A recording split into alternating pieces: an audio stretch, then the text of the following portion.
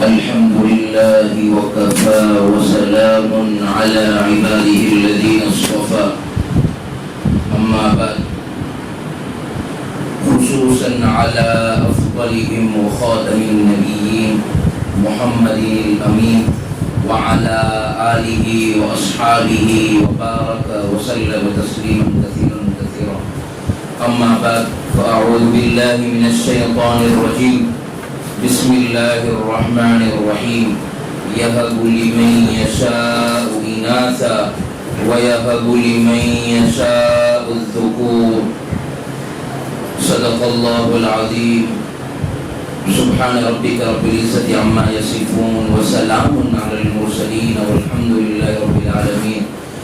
میری پیاری مائیں بہنیں، محبت سے عظمت سے درود پاک پڑھ لیجیے. اللہم صلی علی سیدنا و شفیعنا و حبیبنا محمد المصطفیٰ و احمد المجتبیٰ و بارک وسلم. دیکھو یہاں اجتماعات مفتی صاحب کرتے رہتے ہیں، بار بار جو ہے ہماری ماؤں بہنوں کو جوڑتے رہتے ہیں، تو اس کے پیچھے بہت بڑا مقصد ہے. اس کے پیچھے جو ہے امت کی مائیں بہنیں کو وہ وقت دلانے کی ضروریات دلاتے ہیں کہ حضرت عائشہ رضی اللہ تعالیٰ عنہ کیسی تھی، حضرت فاطمہ رضی اللہ تعالیٰ عنہ کیسی تھی، حضرت جویریہ رضی اللہ تعالیٰ عنہ کیسی تھی. اس طرح ہم سب کو یہ بنانا چاہتے ہیں. تو ہم بھی جو ہے ہمارے جذبات، ہمارے خیالات، ہماری سوچ، ہمارے اندر اٹھنے والے جذبات کیسے حضرت عائشہ رضی اللہ تعالیٰ عنہ کی طرح ہو جائے، ہمارے اٹھنے والے جذبات حضرت فاطمہ رضی اللہ تعالیٰ عنہ جیسے کیسے ہو جائے، اور ہمارے جذبات وہ صحابیات کی طرح کیسے ہو جائے. اسی فکر پر جو یہ پروگرام رکھتے ہیں. تو سب سے پہلی ضرورت یہ ہے ہمارے اندر کہ ہم کیسے بہترین ایک ماں بن سکتی ہے، ہم کیسے بہترین ایک بہو بن سکتی ہے، ہم کیسے بہترین ایک شاگردہ بن سکتی ہے، ہم بہترین ایک جو ہے ڈاکٹر کیسے بن سکتی ہے، ایک بہترین وکیل کیسے بن سکتی ہے، ایک بہترین جو ہے معلمات کیسے بن سکتی ہے. ان سب کے لیے سب سے ضروری یہ ہے کہ ہمارا جو ہے پہلے سوچنا ہوگا. ہم تاریخ کو اٹھا کر دیکھ لے کہ حضور پاک صلی اللہ علیہ وسلم سے پہلے اونچ نیچ عورتوں کے اندر کتنی ہوتی تھی. پہلے یہ ہوتا تھا جہاں لوگوں نے عورت کو اتنا سر پر چڑھایا کہ ان کو جو ہے عبادت کا مرکز بنا لیا، عبادت ان کی شروع کر دی، ان کے بت بنائے، عورتوں کے بت بنائے. اور ایسا بھی وقت آیا کہ عورت کو اتنا ذلیل کیا گیا وہ کسی کام کی نہ رہی. اور ایسا بھی وقت آیا جب نبی پاک صلی اللہ علیہ وسلم تشریف لائے اور جب ان کی دنیا کے اندر آمد ہوئی، انہوں نے جب نبوت کا اور جو ہے اپنا مقام و منصب کو جانا، تو انہوں نے عورتوں کو کیسے عزت دی. پہلے کی عورتوں کو زندہ درگور کر دیا جاتا تھا، پہلے کی بچیوں کو جو ہے زندہ درگور کر دیا جاتا تھا، ان کے حقوق کو جو ہے نیست و نابود کر دیا جاتا تھا. قرآن کریم کے اندر اللہ فرماتے ہیں جب جو ہے یہ بچیوں کو جب زندہ درگور کیا جاتا تھا تو اللہ قرآن کریم کی آیت نازل فرماتے وَإِذَا الْمَوْءُودَةُ سُئِلَتْ بِأَيِّ ذَنبٍ قُتِلَتْ. اور جس بچی کو زندہ قبر میں جو ہے گاڑ دیا گیا تھا اس سے پوچھا جائے گا اسے کس جرم میں قتل کیا گیا. جب یہ بچیوں کو زندہ درگور کر دیا جاتا تھا، کوئی گناہ نہ تھا، ان کو جو ہے دنیا میں کوئی عزت نہیں دیتے تھے، تو حضور پاک صلی اللہ علیہ وسلم نے کہا تمہارا مقام بڑا مقام ہے، تمہارا جو ہے مقام اللہ کے یہاں بھی بڑا مقام ہے. تم ایک اچھی جو ہے معلمات بھی بن سکتی ہے، تم بہترین بہو بھی بن سکتی ہے، تم بہترین جو ہے مائیں بھی بن سکتی ہے، تم بہترین جو ہے ایک اچھی خاصی ایک جو ہے مثالی عورت بن سکتی ہے. نبی پاک صلی اللہ علیہ وسلم جب دنیا میں تشریف فرما تھے، ایک صحابی آئے اور عرض کرنے لگے اے اللہ کے حبیب میں اپنی زندگی میں بہت بڑے بڑے گناہ کیے ہیں. تو نبی پاک صلی اللہ علیہ وسلم نے فرمایا اسلام لانے کی وجہ سے اللہ بندے کے پچھلے تمام گناہ کو معاف فرما دیتے ہیں. یہ سن کر ان کی آنکھوں میں آنسو آ گئے. پھر اس سے سمجھایا گیا اور پھر کہنے لگے کہ اے اللہ کے حبیب اس گناہ کو یہ سن کر ان کی آنکھوں میں آنسو آئے. اے اللہ کے حبیب اس گناہ کو بتاتے ہوئے بھی مجھے اس وقت جو ہے ندامت ہو رہی ہے کہ میں انسان تھا یا حیوان تھا, میں نے یہ گناہ کر کے کیسے جو ہے اپنے آپ کو بنا دیا تھا. تو نبی پاک صلی اللہ علیہ وسلم نے فرمایا, اسے سمجھایا کہ اسلام سے پہلے کے جتنے بھی گناہ ہوتے ہیں اللہ تعالیٰ معاف کر دیتے ہیں. پھر وہ صحابی کہنے لگے اے اللہ کے حبیب ہمارا معاشرہ تو ایسا ہوتا تھا کہ گھر کے اندر ہم بیٹی کے وجود کو پسند ہی نہیں کیا کرتے تھے. جو ہے میرا بھی یہی ذہن تھا.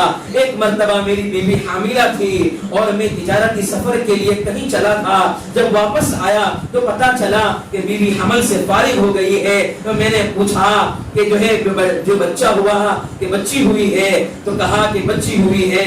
تو کہا کہ آپ ٹھیک ہے, مجھے جو ہے اس کو لپٹا دیجئے. اس کو لے جایا گیا, اس کو دفن کر دیا جاتا تھا. اس زمانے میں چونکہ اتنی آمد و رفت عام نہیں تھی, مہینوں سال پہلے گزر جاتے تھے. تو رشتہ داروں سے جو ہے یہ کہنے میں ان کو شرم آتی تھی کہ ہمارے یہاں بہن پیدا, اسی لیے ہماری بچی جو ہے ہمارے لیے امانت ہے. اللہ تبارک و تعالیٰ قرآن کریم میں فرماتے ہیں کہ تمہارا جو ہے تمہاری اولاد, تمہارے مال, تمہاری جو چیزیں ہیں تمہارے نہیں ہیں بلکہ تو اللہ کا دیا ہوا ایک عطیہ ہے. کل قیامت کے دن پوچھا جائے گا کہ ہم نے تم اپنے بیٹے کو, اپنی بچیوں کو جو ہے آنکھوں کی ٹھنڈک بنا سکتے تھے, ان کو جو ہے دل پر جو ہے سینے سے لگا کر ان سے محبت کر کے ان کو جو ہے اچھی سی ایک بیٹی بنا سکتے تھے, اچھی سی بہو جو ہے بنا سکتے تھے, اچھی سی مثالی عورت تم بنا سکتے تھے. لیکن جو ہے اس وقت ہم کیا جواب دیں گے؟ ابھی موقع ہے کہ ہم اپنی بیٹی کی جو ہے تربیت کریں. ہم اپنی بیٹی کو جو ہے کہے کہ بیٹی تجھے جو ہے حضرت عائشہ رضی اللہ تعالیٰ عنہ جیسا بننا ہے. رات کو جب سوئے تو بیٹی کو جو ہے سینے سے لگائے اور کہے بیٹی تجھے جو ہے میں نے اس لیے نہیں پیدا کیا ہے کہ صرف تجھے شادی کر لینی ہے, تجھے پڑھ لکھ کر جو ہے لوگوں کو یہ کام کر دینا ہے. نہیں, حقیقت میں یہ ہے کہ تجھے بھی جو ہے دین کا کام کرنا ہے. حضرت عائشہ رضی اللہ تعالیٰ عنہ نے پوری زندگی پڑھنے پڑھانے کے اندر لگا دی, دین کی خدمت کے لیے لگا دی. پوری زندگی حضور کے ارشادات کو سناتے رہتی تھی. پوری زندگی انہوں نے حضور پاک صلی اللہ علیہ وسلم کی پاکیزہ زندگی کو جو ہے لوگوں کے اندر عام کرتی تھی. تو سب سے پہلے ہمارا ایک مشن یہ ہونا چاہیے کہ ہم اپنی بیٹی کی جو ہے سب سے بہترین پرورش کریں گے. جو ہے ہم دل کے اندر یہ عہد کر لے کہ ہم جو ہے اپنی بیٹی کو نہ جانے کتنے ہم دلدل میں پھنساتے ہیں. کہیں یہ اسکول میں بھیجتے ہیں, کبھی یہ اسکول میں بھیجتے ہیں, کبھی یہ جو ہے یہاں بھیجتے ہیں. لیکن پہلی بات یہ ہے کہ ہم ہماری بیٹیوں کو صبح اٹھے یہی پہلے عہد کرے کہ بیٹیاں تو تمہیں جو ہے اسکول میں جو سکھایا جاتا ہے بالکل صحیح ہے, دنیا کے اعتبار سے, ایجوکیشن کے اعتبار سے بہت اچھا ہے, لیکن تمہیں اپنے مذہب کو نہیں بھولنا ہے, تمہیں اپنی تاریخ کو نہیں بھولنا ہے, تمہیں جو حضرت عائشہ کی حیا کو نہیں بھولنا ہے, حضرت جو ہے فاطمہ کی حیا کو نہیں بھولنا ہے. ایک مرتبہ حضرت فاطمہ رضی اللہ تعالیٰ عنہ کے متعلق پوچھا گیا کہ ان کے اندر کیسے حیا تھی. حضور پاک صلی اللہ علیہ وسلم بھی وہاں موجود تھے. تمام صحابہ خاموش رہے کیونکہ عورتوں کی باتیں تو ان کے شوہر ہی بتایا کرتے ہیں. تو حضرت علی رضی اللہ تعالیٰ عنہ گھر کے اندر گئے اور گھر میں جا کر ان سے پوچھا حیا کس کو کہتے ہیں. تو انہوں نے اتنا پیارا جواب دیا کہ مرد جو ہے اس کو نہ دیکھ سکے, مرد کسی اجنبی کی طرف دیکھ سکے اور اجنبی عورت جو ہے مرد کی طرف نہ دیکھ سکتے ہیں, اس کو کہتے ہیں حیا, اس کو کہتے ہیں غیرت. تو حضور پاک صلی اللہ علیہ وسلم نے کہا یہ تو میرے جگر کا ٹکڑا ہے. جب حیا جب انسان کے اندر دل میں ہوتی ہے تو اس کی جو صحیح طریقے سے بتا بھی سکتی ہے. اسی لیے حدیث پاک میں فرمایا الحیاء شعبۃ من الایمان, حیا ایک ایمان کا شعبہ ہے.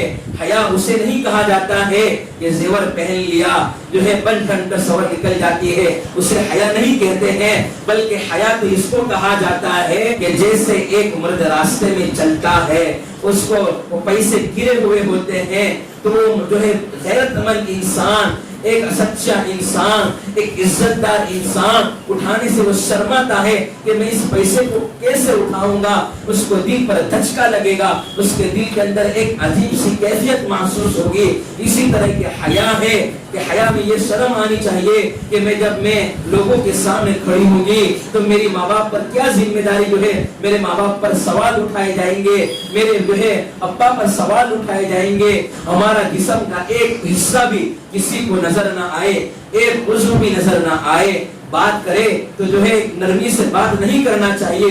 گھر میں کوئی اچانک آ گیا تو اس کے سامنے سخت لہجے سے بات کی جائے تاکہ اس کا دل بھی نہ پگھلے اور جو ہے گناہوں میں ملوث نہ ہو. جب آج ہم نے دیکھا, آج ہم دیکھتے ہیں امت کے اندر ہماری بچیوں کو ہم دیکھتے ہیں کہ اس کو زیورات کا کتنا شوق ہوتا ہے. آج ہم دیکھیں اس کو کہا جائے کہ تیرے کان کے اندر جو ہے لوہا ٹھوکا جائے گا, کیل ٹھوکی جائے گی تو پسند نہیں کرے گی. اس کو یہ کہا جائے گا تجھے سننے کی چیز جو پہنائی جائے گی تو قبول ہو جائے گی. تو اپنی بیٹی کے دل کے اندر دنیا کی محبت نکالے, یہ سب سے اہم چیز ہوتی ہے. جب بیٹی شادی کر کے جو ہے سسرال جاتی ہے تو اس کو یہ سکھایا جائے کہ بیٹی جو ہے ادھر ادھر کی باتیں گھر پر نہ کرنا, گھر کی باتیں یہاں مت لانا, مجھے مت بتانا. ہو سکتا ہے انبن ہو جاتی ہے لیکن ایک صبر کے ساتھ, شکر کے ساتھ میں رہا جائے. دنیا کی محبت نکالی جائے گی, دل سے اس کو واقعات سنائے. حضرت فاطمہ رضی اللہ تعالیٰ عنہ کی جو ہے حیا بتائی جائے, ان کی سادگی بتائی جائے. تو وہ کام کرتی تھی تو ہاتھ میں ورم آ جاتے تھے اور جو ہے خدمت کے لیے, اور جب خدمت کے لیے کہا حضور پاک صلی اللہ علیہ وسلم کو کہ میں پورا دن خدمت کرتی ہوں, میرے ہاتھ کے اندر جو ہے سل پڑ جاتے ہیں, میرے ہاتھ کے اندر جو ہے تھکاوٹ محسوس ہوتی ہے, تو کہا حضور پاک صلی اللہ علیہ وسلم نے بیٹی میں چاہتی ہوں کہ جو ہے تو سبحان اللہ, الحمدللہ, اللہ اکبر پڑھ لیا جائے تو تیری پورے دن کی تھکاوٹ محسوس جو ہے ختم ہو جائے گی اور پورے دن کی جو ہے تھکاوٹ تیرے جو ہے بدن سے اتر جائے گی. تو یہ ہے خادم سے بہتر ہے کہ تو خود کر لینا, تو خود کام کرنا. تو اپنی بیٹی کو بچپن سے ہر کام سکھایا جائے. صرف اسکول پڑھانا ضروری, سب سے ضروری یہ ہے کہ گھر کے کام کاج اس کو سکھائے جائے, گھر کی ساری چیزیں سکھائی جائے کہ تجھے اس طرح بیٹی بننا ہے, آگے جا کر تجھے اس طرح بہو بننا ہے, آگے جا کر تجھے جو ہے اپنے بچے کو اس طرح سنبھالنا ہے. دوسری صفت بچی کے اندر, ہمارے اندر, عورتوں کے اندر یہ چیز پیدا ہونی چاہیے تو وہ نیکی کا شوق پیدا کرے. چنانچہ چھوٹی سی بچی کی شروع ہی سے تربیت ایسی کرنی چاہیے کہ اس کے اندر عبادت کا شوق بڑھ جائے, عبادت کا شوق بڑھ جائے. اس کو جو ہے بچپن سے نماز کی عادت ڈالی جائے, بچپن سے اس کو اچھے سے کپڑے یعنی جو ہے شرعی کپڑا لباس ہے اس کو پہنایا جائے. جب نیکی کا شوق بچیوں میں پیدا ہوگا تو بچی جو ہے آگے جا کر وہ عبادت سسرال میں جا کر بھی انجام دے گی. جب سسرال والے دیکھیں گے تو یہ بچی تو بڑی پیاری ہے, نماز بھی پڑھتی ہے, نیکی اور تقوی والی زندگی گزارتی ہے, تو جو ہے بہو ہے, وہ سسرال والے جتنے بھی لوگ ہیں وہ تمام کی تمام اس بیٹی سے محبت کرنے لگیں گے, اس بیٹی کو اپنا بیٹی سمجھیں گے. تیسری چیز یہ ہے کہ خدمت کا جذبہ پیدا کیا جائے. بچی کے اندر خدمت کا جذبہ ہو. یہ جذبہ کب آئے گا؟ جب ماں کام کرے گی, ماں اس کو بتائے گی کہ بیٹی آج ہمارے گھر پر اتنے مہمان آنے والے ہیں, تجھے اتنا کھانا بنانا ہے, تو اس کے اندر خدمت کا جذبہ پیدا ہوگا. اللہ تعالیٰ نے مردوں کو عبادت کے ذریعے سے جنت دینی ہے اور عورتوں کو خدمت کے ذریعے سے جنت دینی ہے. حدیث شریف میں مسند احمد کے اندر نبی پاک صلی اللہ علیہ وسلم فرماتے ہیں جب عورت 5 وقت کی نماز کی پابندی کرے اور رمضان کے روزے رکھے, اپنی عفت کی حفاظت کرے اور جو ہے اپنے اوپر اٹھنے والے جو ہے جو بھی چیزیں ہیں جو ہم پر آج انگلی اٹھائی جاتی ہے, نہ جانے کیا کیا تہمتیں لگائی جاتی ہیں کہ یہ بیٹی ایسی ہے، اس کی جو باہر گھومتی رہتی ہے، موبائلیں چلائی جاتی ہے. یہ سب چیزیں اس لیے آتی ہے کہ جب صحیح طریقے سے ہم نے دین کو، نیکی کو جو ہے دین کو ہم نے سمجھا نہیں ہوتا ہے، اور اپنے خاوین کی اطاعت کرے، عفت کی حفاظت کرے، اپنا چہرہ غیروں کے سامنے نہ کھولے، اپنے خاوین کی حفاظت اطاعت کرے، تو اللہ تعالیٰ اس قیامت کے دن جنت کے دروازے سے اس کو داخل کر دیں گے. بچیوں کے اندر خدمت کا جذبہ یہ پیدا کرنا چاہیے. ہم نے دیکھا ہے کہ چھوٹی بچیوں کے اندر فطری طور پر یہ جذبہ موجود ہوتا ہے، اور اس کو تھوڑا درست کرنا ہوتا ہے. کئی مرتبہ ایسا ہوتا ہے گھر کے اندر کئی عورتیں آتی ہیں کہ اور کہتی ہے کہ بے امو آپ کی کیا مدد کروں، امی جی میں آپ کی کیا مدد کروں. چھوٹی سی بچی جس کی عمر 4 سال ہے، 5 سال ہے، اس کو بھی یہ پتا ہے کہ مجھے مدد کرنی ہے، مجھے کام کرنے ہیں، لہذا میں جو 1-2 گھنٹے بیٹھ کر مطالعہ کرتا ہوں، مطالعہ کرتی ہے جو ہماری عورتیں بیٹھ کر جو ہے آپس میں جو بھی گفتگو کرتی ہیں، گھر کے جو ہے کام کاج کرنے کے بعد پڑھائی لکھائی کی جو بھی چیزیں کرتی ہیں، تو اس کے لیے اس کے بعد اس کے اندر یہ جذبہ پیدا ہوتا ہے، اس کے اندر یہ چیزیں پائی جاتی ہے. تو سب سے پہلے اس کو یہ سکھانا چاہیے کہ بیٹی تجھے خدمت کرنی ہے، خدمت کے لیے جو ہے تجھے اللہ تبارک و تعالیٰ یہ صلہ دے گا. چھوٹے موٹے کام اس کو جو ہے کراتے رہنا چاہیے، بچپن سے اس کو شوق پیدا کی جائے. دوسرا ہے کہ اس کے اندر استقامت پیدا کی جائے.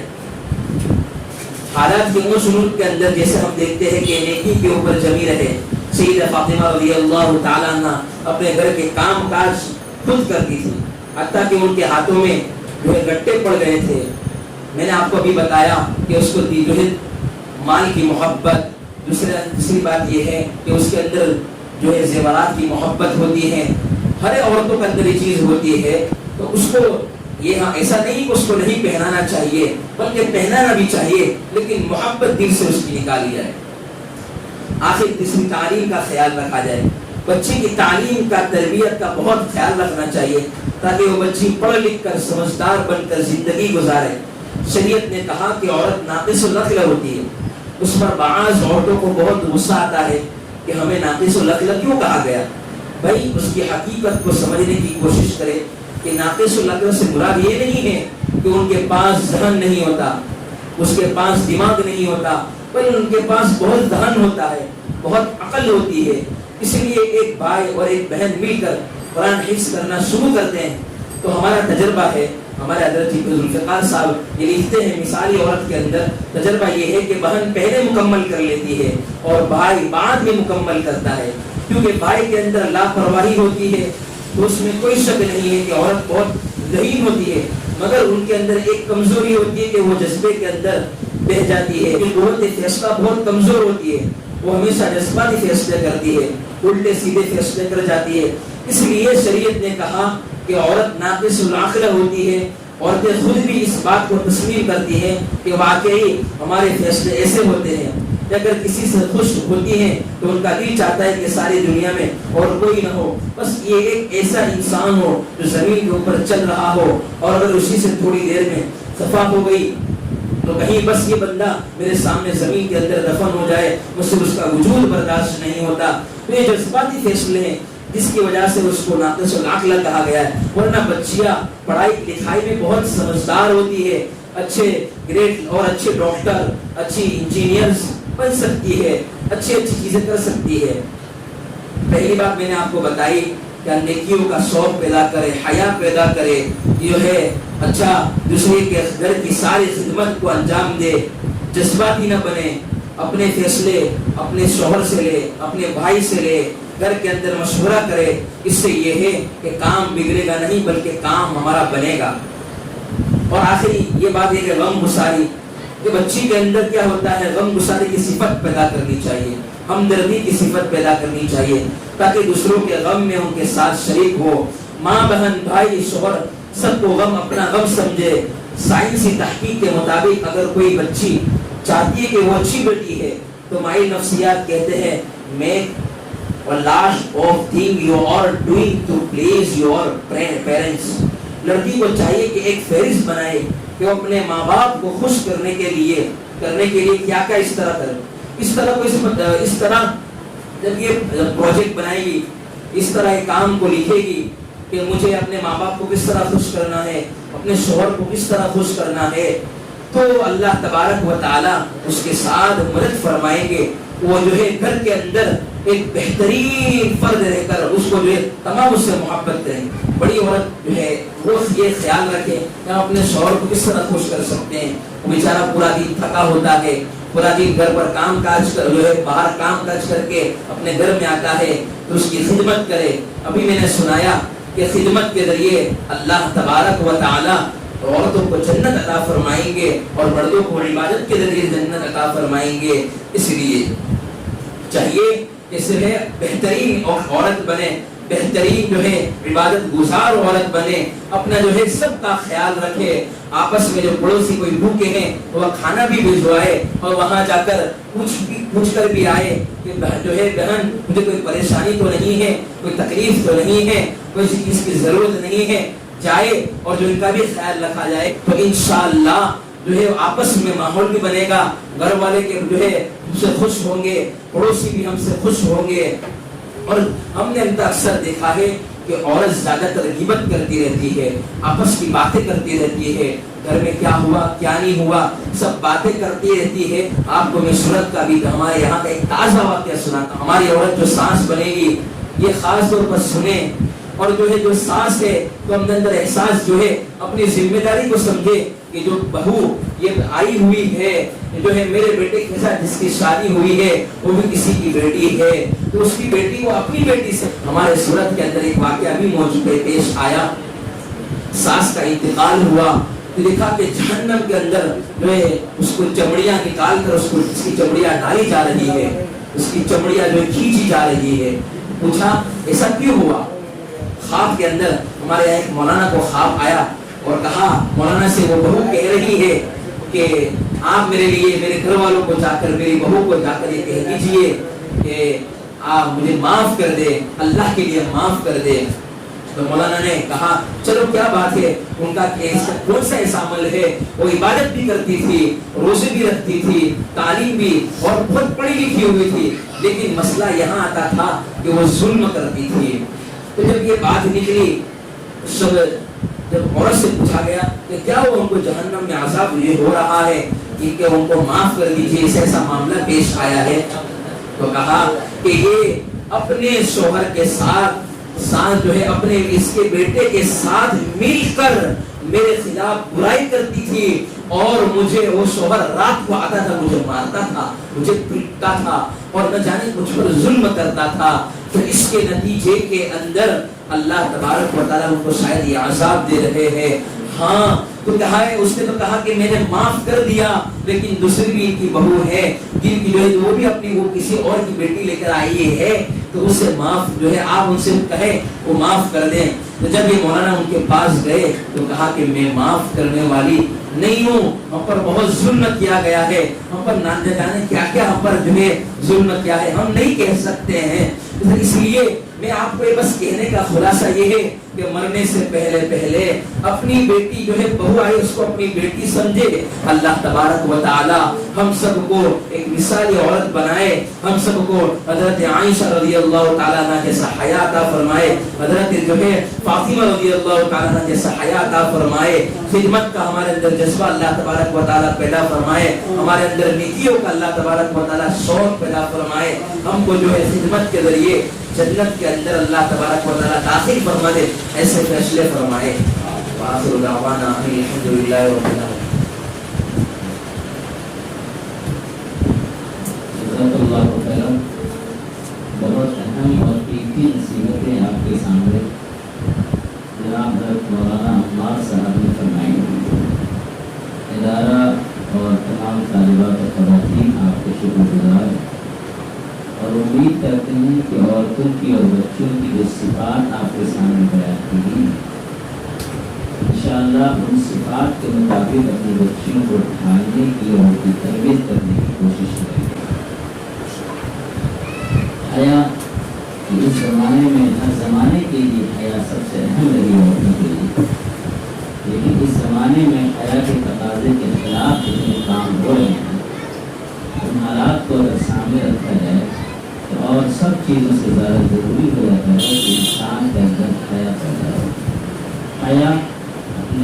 के ताल्लुक से, हया अपनी ज़ुबान के ताल्लुक से, और हया उस अल्लाह की नाफरमानी करने के ताल्लुक से जिस अल्लाह के बेइंतहा हम पर एहसान, उस रसूल की नाफरमानी और उस रसूल की कदर और रास्ते से हट जाने के एतबार से इस रसूल ने हमको ज़िंदगी गुजारने का सही तरीका सिखाया।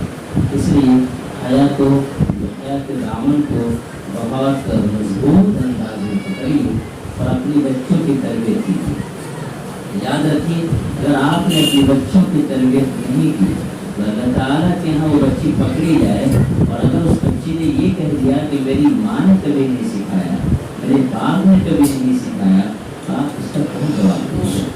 लिहाजा हम सबको आखिरत में अल्लाह की जवाबदेही से बचना है और अपनी जो जिम्मेदारी है उसको अदा करते रहना है। उसका रिजल्ट और उसका नतीजा अल्लाह के हवाले कर देना है, और रिजल्ट और नतीजा हमारे कामों के अंदर पैदा हो उसका तरीका नबी पाक सल्लल्लाहु अलैहि वसल्लम को बताया गया। एक तरफ तो कहा गया या अय्युहल मुज़म्मिल क़ुम लैल, ऐ चादर ओढ़कर लेटने वाले रात भर खड़े होइए, अल्लाह से मांगिए, इबादत कीजिए। और दूसरी तरफ कहा गया या अय्युहल मुद्दस्सिर क़ुम फ़अंज़िर, ऐ कमली ओढ़ने वाले खड़े होइए और लोगों को डराइए। इसका मतलब एक तरफ अल्लाह से सप्लाई लेनी है और दूसरी तरफ बंदों को सप्लाई करना है। हमारा ताल्लुक हमारे अल्लाह से हो, उसके बाद हम बंदों को भी अल्लाह से जोड़ने की कोशिश करें। यही ज़िंदगी का खुलासा है। मेरी ज़िंदगी का मकसद तेरे दीन की सरफराजी, मैं इसीलिए मुसलमान, मैं इसीलिए नमाजी, इन्ना सलाती व नुसुकी व महयाया व ममाती लिल्लाहि रब्बिल आलमीन। बेशक मेरी नमाज, मेरी कुर्बानी, मेरा जीना, मेरा मरना सब अल्लाह के लिए। तो हम सब अल्लाह के लिए जीते हैं, अल्लाह के लिए मरते हैं। इसलिए जब कोई मरने वाला मरता है तो उसकी खबर सुनते ही सबसे पहला जो जुमला हम कहते हैं वो ये कहते हैं इन्ना लिल्लाहि व इन्ना इलैहि राजिऊन, कि हम सब भी अल्लाह ही के लिए इस दुनिया में हैं और हम सब अल्लाह की तरफ लौट कर जाएंगे।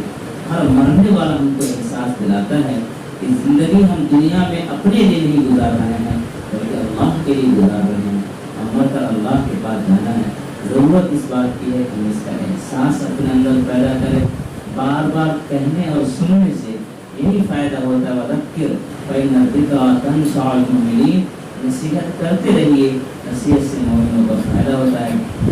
इसलिए आपको हर जुमे को यहाँ पर 1 घंटे के लिए जमा किया जाता है। अल्हम्दुलिल्लाह आपका शौक़ है, आपकी रग़बत है, अल्हम्दुलिल्लाह आप वक्त पर तशरीफ़ लाती हैं और बयान सुनती हैं। मौलाना अम्मार साहब तशरीफ़ लाए हैं, आप इनको भी दुआएं दीजिए, अल्लाह ताला इनसे बड़े बड़े काम ले। अभी नौउम्र हैं, अल्लाह तबारक ताला इनकी उम्र दराज फरमाए और अल्लाह ताला बेहतर से बेहतर वुसअत के साथ दीन की खिदमत ले और अल्लाह ताला इन खिदमत को कबूल भी फरमाए। अपने दिल को अल्लाह की तरफ मुतवज्जे करें। हमारे अंदर अक्सर ये गलती होती है कि जब हम दुआएं करते हैं तो हमारा दिल अल्लाह की तरफ मुतवज्जे नहीं होता है। हम अल्लाह से मांग तो रहे रब्बना ज़लमना अनफुसना रब्बना आतिना फिद दुनिया हसना, लेकिन ये एहसास नहीं होता है कि मैं अल्लाह से मांग रही हूँ। तो बस मैं आपसे ये आजिज़ाना दरख्वास्त करूँगा कि अल्लाह से मुतवज्जे होकर मांगे, क्योंकि अल्लाह तबारक व तआला को जो है जिससे काम लेना था तो देखिए उसके पीछे सबसे बड़ा किरदार उनकी माओ का था। माँ जब रात को रोती थी तो जुनैद बगदादी पैदा हुए, जब माँ रात को रोती थी तो जो है मौलाना इलियास साहब रहमतुल्लाह अलैह पैदा हुए, जब माँ रोती थी तो हजरत ख्वाजा बायजीद बुस्तानी पैदा हुए, जब माँ रोती थी तो न जाने कितने बड़े बड़े अकाबिर पैदा हुए, हम सोच नहीं सकते हैं। तो माएँ बहनें अपने बेटे के लिए, अपनी बच्ची के लिए खूब दिल लगाकर तड़प से कुड़न से अल्लाह से मांगे। अल्लाह सुनने वाले हैं, बड़े रहीम हैं, बड़े करीम हैं।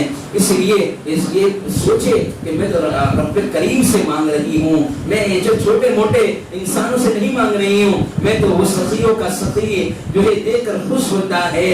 दुनिया का सखी तो देखकर जो है बाद में नाराज भी होता है, लेकिन वो सखी तो जो है नाराज कभी नहीं होता है। इसलिए हाथ उठाकर दिल से दुआएं मांगे, रब्बना ज़लमना अनफुसना व इन लम तग़फिर लना व तरहमना लनकूनन्न मिनल खासिरीन।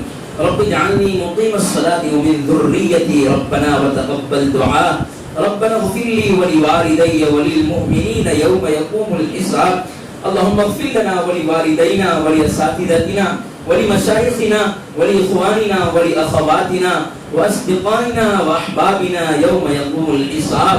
اے میرے پیارے اللہ گناہوں کو معاف فرما دیجئے، اللہ کی خطاؤں سے درگزر فرما دیجئے. میرے پیارے رب اللہ ہم ظاہر میں ہم آپ کے بندے ہیں، حقیقت میں دل کے نہایت گندے ہیں. ہمارے دلوں کی گندگی کو دور فرما. اللہ ہمیں اپنی بندگی کا سلیقہ عطا فرما. اللہ آپ سے نہ مانگے تو کس سے مانگے، آپ سے سوال نہ کرے تو کس سے سوال کرے. یا اللہ ہمارا دل گناہوں سے جو بھر چکا ہے اس دل کو سکون دے دیجئے، اس دل کے اندر آپ کی محبت ڈال دیجئے. اللہ اس دل کے اندر یا اللہ ہمارے اندر اسلام کا شوق، جو اسلام کا جذبہ پیدا کر دیجئے، مر مٹنے کا جذبہ پیدا فرما دیجئے. اے اللہ رحم کر دیجئے، اللہ کرم کر دیجئے. اللہ آپ سے نہ مانگے تو کس سے مانگے، آپ سے سوال نہ کرے تو کس سے سوال کرے. اللہ ہم بڑے پاپی ہیں، ہم بڑے مجرم ہیں. اللہ آپ نے قرآن میں فرمایا وَأَمَّا السَّائِلَ فَلَا تَنْهَرْ، سائل کو نہ جھڑکیے، مانگنے والے کو نہ جھڑکیے. اللہ ہم بھی جو ہے آپ سے مانگ رہے ہیں، اللہ ہمیں بھی محروم نہ فرمائیے. کہ اللہ نہ جانے یہاں کیسی کیسی عورتیں آئی ہوگی، جو ہے آپ کے یہاں اتنا بڑا مقام ہوگا.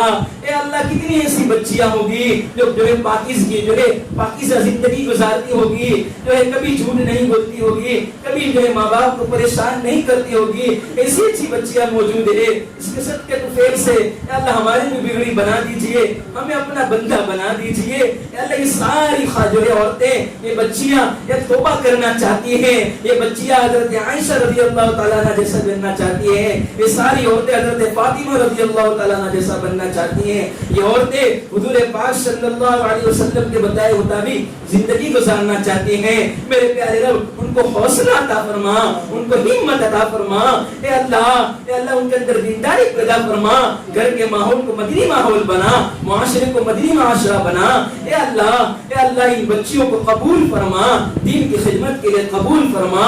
اے اللہ دنیا کی جو ہے محنت کے لیے قبول فرما، دنیا کی خدمت کے لیے قبول فرما. ان کو بہترین سے بہترین جو ہے بہو بنا، بہترین سے بہترین جو ہے ڈاکٹر بنا، انجینئرز بنا. اے اللہ یہ بچیاں اے اللہ آپ کے سامنے رو رہی ہے، مانگ رہی ہے. کتنی بچی ایسی ہوگی جو ہے، کتنی بچی ایسی ہوگی کہ تڑپ ہوگی، کہ قرن ہوگی کہ میں یہ بنوں گی. لیکن میرے پیارے رب یار مالی حالت سے کبھی کمزور بھی ہوتی ہوگی، لیکن آپ ان کو بنا دیجئے، ان کو معلمات بنا دیجئے. میرے پیارے رب ان کو بہترین بہو بنا دیجئے، بہترین عورت بنا دیجئے. اے اللہ آپ رحیم ہیں، آپ کریم ہیں. اے اللہ آپ سخی کے سخی ہیں، آپ معاف ہو کر خوش ہوتے ہیں، دنیا والے جو ہے ناراض ہوتے ہیں. میرے پیارے رب اے اللہ ہم فقیر بن کر آپ کے دربار میں مانگ رہے ہیں. اے اللہ آپ کو سب کچھ پتا ہے کہ فقیر جب مانگنے جاتا ہے ایک دروازے پر جاتا ہے، دوسرے دروازے پر جاتا ہے، جب نہیں کہیں نہ کہیں اسے مل جاتا ہے. لیکن میرے پیارے رب ہمارا تو آپ کے گھر کے سوا کوئی گھر نہیں ہے، آپ کے گھر کے سوا کوئی گھر نہیں ہے. اے اللہ یہ تمام بچیاں آپ کے سامنے مانگ رہی ہے، رو رہی ہے. اللہ قبول کر لیجئے. اے اللہ یہاں ہدایت کے چشمے پیدا فرما. اے اللہ یہاں سے اللہ دین کی خدمت کو قبول فرما. اللہ جو محنت کوشش ہے، جو ہے معلمات جو بچیاں کر رہی ہے، جو ہے عورتیں کر رہی ہے، اللہ ان کو ہمت عطا فرما، ان کو حوصلہ عطا فرما. اللہ ان کو درد عطا فرما، وہ کرم قرآن عطا فرما، حضور کا غم عطا فرما. حضور جیسا جو ہے اللہ ان کو جو ہے اللہ امت کا درد عطا فرما، امت کی قرآن عطا فرما. میرے پیارے رب آپ معاف کر دیجئے. میرے سبحان رب آپ معاف کر دیجئے، آپ معاف کر دیجئے. اللہ معاف کر دیجئے، ہماری ساری پریشانی کو دور فرما دیجئے. اللہ میں تقوی طہارت والی زندگی نصیب فرما. اے اللہ جو ہے نیکی طہارت والی زندگی نصیب فرما. اللہ ہمیں عملی زندگی نصیب فرما، علم کے ساتھ ساتھ عمل کرنے والا بنا دیجئے. اے اللہ اس اجتماع کو قبول فرما دیجئے. اجتماع کے لیے مفتی صاحب نے جو قربانی دے رہے ہیں ان کی قربانی کو قبول فرما دیجئے، ان کی محنتوں کو قبول فرما دیجئے، ان کی کوششوں کو قبول فرما دیجئے. اے اللہ جو بھی محنت کر رہے ہیں اللہ ان کی محنتوں کو قبول فرما دیجئے. یہاں پر جو اس تمام لوگوں کی محنتوں کو قبول فرما دیجئے, ان کا فیض تعدم قیامت فرما دیجئے. اے اللہ جو بولنے کے اندر کمی کوتاہیاں ہو گئی معاف فرما دیجئے, تواضع عطا فرما دیجئے, ان کی ساری نصیب فرما دیجئے. اے اللہ جو مانگا عطا فرما, مانگنے سے رہ گیا وہ بھی عطا فرما. میرے پیارے رب, ہم نے ہمارے گمان کے مطابق مانگا ہے, تو اپنی شان کے مطابق عطا فرما, اپنی شان کے مطابق عطا فرما. اے اللہ شان کے مطابق عطا فرما. ہم کمزور ہیں, ہم آپ کے عاجز مسکین فقیر بندے ہیں. میرے پیارے رب, ہمیں آپ سے لینے والا بنا دیجئے. اللہ نبی پاک صلی اللہ علیہ وسلم کے صدقے دفعہ سے ہماری دعاؤں کو قبول فرما دیجئے. یا رب صلی وسلم دائما ابدا علی حبیبک خیر خلق کلہم. سبحان ربک رب العزت عما یصفون وسلام علی المرسلین والحمد للہ.